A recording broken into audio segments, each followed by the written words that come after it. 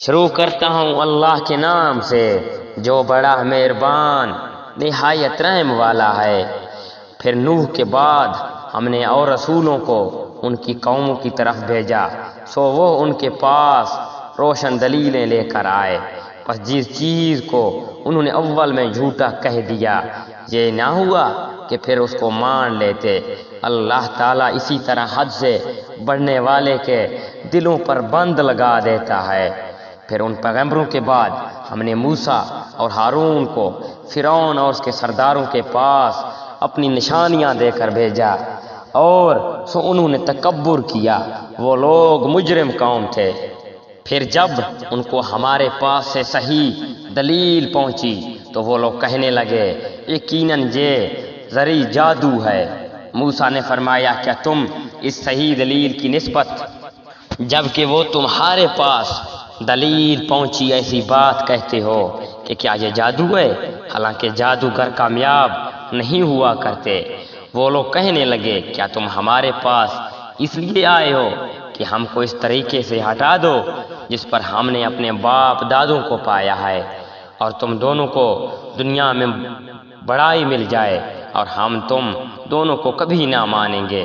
فرعون نے کہا کہ میرے پاس تمام ماہر جادوگروں کو حاضر کرو۔ پھر جادوگر آئے تو موسیٰ نے ان سے فرمایا کہ ڈالو جو کچھ تم ڈالنے والے ہو۔ سو جب انہوں نے ڈالا تو موسیٰ نے فرمایا یہ جو کچھ تم لائے ہو جادو ہے۔ یقینی بات ہے کہ اللہ اس پر کو ابھی درہم برہم کیے دیتا ہے۔ اللہ اپنے فاسدیوں کا کام بننے نہیں دیتا، اور اللہ تعالی حق کو اپنے فرمان سے ثابت کر دیتا ہے۔ وہ مجرم کیسا ہی ناگوار سمجھے۔ پس موسیٰ پر ان کی قوم میں سے ایک صرف قدر قلیل آدمی ایمان لائے، وہ بھی فرعون سے، اور اپنی احکام سے ڈرتے ڈرتے کہ کہیں ان کو تکلیف پہنچائے۔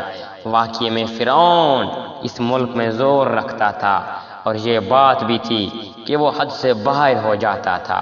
اور موسیٰ نے فرمایا اے میری قوم، اگر تم اللہ پر ایمان رکھتے ہو تو اسی پر توکل کرو، اگر تم مسلمان ہو۔ تو انہوں نے عرض کیا کیا ہم نے اللہ ہی پر توکل کیا؟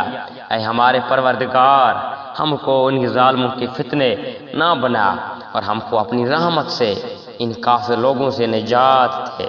اور ہم نے موسیٰ اور ان کے بھائی کے پاس وحی بھیجی کہ تم دونوں اپنے ان لوگوں کے مصر میں گھر برقرار رکھو، اور تم سب اپنے انہی گھروں کو نماز پڑھنے کی جگہ قرار دے دو، اور نماز کے پابند رہو، اور اب مسلمان کو بشارت دے دو